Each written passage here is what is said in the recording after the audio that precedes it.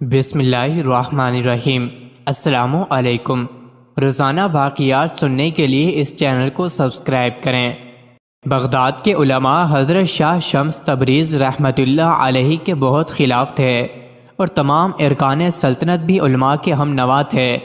بادشاہ کی مرضی کے خلاف بڑے مجمع میں حضرت شاہ شمس تبریز رحمۃ اللہ علیہ کی کھال کھینچ لی گئی اور اسی حالت میں بغداد سے نکال دیا گیا کہ پورا جسم لہو لہان تھا۔ ولی عہد سلطنت شہزادہ محمد کو حضرت شاہ شمس تبریز رحمۃ اللہ علیہ سے بہت عقیدت تھی۔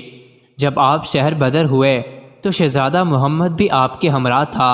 رخصت ہوتے وقت شہزادے نے اپنے امراء سلطنت کو مخاطب کرتے ہوئے کہا تھا، جس ملک میں حضرت شاہ شمس تبریز رحمۃ اللہ علیہ جیسے صاحب کمال کے ساتھ یہ سلوک کیا جائے وہ ایک لعنت کدہ ہے، اور میں اس لعنت کدے میں سانس لینا بھی گناہ سمجھتا ہوں۔ یہ کہہ کر شہزادہ محمد حضرت شاہ شمس تبریز رحمۃ اللہ علیہ کے ساتھ بغداد کی حدود سے نکل گیا۔ بغداد سے نکل کر حضرت شاہ شمس تبریز رحمۃ اللہ علیہ نے ہندوستان کا رخ کیا اور طویل مسافت طے کر کے ملتان پہنچے اور پھر اسی تاریخی شہر میں سکونت پذیر ہو گئے۔ حضرت شاہ شمس تبریز رحمۃ اللہ علیہ سے اہل بغداد کی طرح ملتان کے لوگوں نے بھی شدید مخالفت کی۔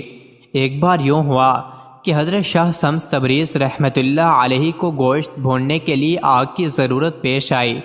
آپ نے شہزادہ محمد کو آگ لینے کے لیے بھیجا، مگر پورے شہر میں کسی نے آگ نہیں دی۔ ایک سنگدل شخص نے تو شہزادے کو اتنا مارا کہ اس کے دلکش چہرے پر زخموں کے نشانات بھر آئے۔ یہ کیا ہے؟ حضرت شاہ شمس تبریز رحمۃ اللہ علیہ نے شہزادے کی طرف دیکھتے ہوئے کہا، تم تو آگ لینے گئے تھے۔ شہزادہ محمد نے پورا واقعہ سنایا تو حضرت شمس تبریز رحمۃ اللہ علیہ کو جلال آ گیا۔ آپ نہایت غصے کی حالت میں اپنی خانقاہ سے نکلے، گوشت کا ٹکڑا ہاتھ میں تھا۔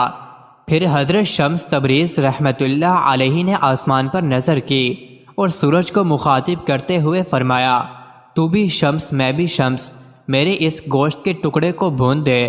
اتنا کہنا تھا کہ یکایک گرمی کی شدت میں اضافہ ہو گیا۔ پھر یہ گرمی اتنی بڑی کہ اہل ملتان چیخ اٹھے، در و دیوار جل رہے تھے اور پورا شہر آگ کی بھٹی بن کر رہ گیا تھا۔ کچھ سمجھدار لوگوں نے یہ صورتحال دیکھی تو حضرت شمس تبریز رحمۃ اللہ علیہ کی خدمت میں حاضر ہوئے اور عرض کرنے لگے، کیا چند نادانوں کے جرم کی سزا پورے شہر کو دے ڈالیں گے؟ یہ نادان نہیں، سفاک ہیں۔ حضرت شمس تبریز رحمۃ اللہ علیہ نے غضبناک لہجے میں فرمایا، آگ جیسے بے قیمت چیز نہیں دے سکے اور میرے محبوب کے چہرے کو زخموں سے سجا دیا۔ آخر کیا جرم تھا اس کا؟ جانتے ہو اسے یہ کون ہے؟ بغداد کا شہزادہ ہے۔ میری خاطر دروازے دروازے بھیک مانگنے گیا۔ میں اس کے زخموں کو کیسے بھول سکتا ہوں؟ جب تک سارے شہر کے جسم آبلوں سے نہیں بھر جائیں گے مجھے قرار نہیں آئے گا۔ یہ آپ کے مقام سے واقف نہیں، خدا کے لیے انہیں معاف کر دیجئے۔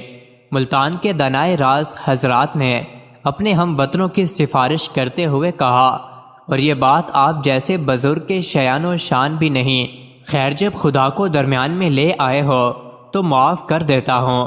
آپ نے مقامی لوگوں کی جماعت سے فرمایا اور پھر سورج سے مخاطب ہوئے، اپنی حرارت کم کر دے، پتہ نہیں یہ لوگ روز محشر کی گرمی کو کیسے برداشت کریں گے۔ آپ کا یہ فرمانا تھا کہ سورج کی حرارت اعدال پر آ گئی۔ مزید ایسے ہی ویڈیوز کے لیے چینل کو ضرور سبسکرائب کریں۔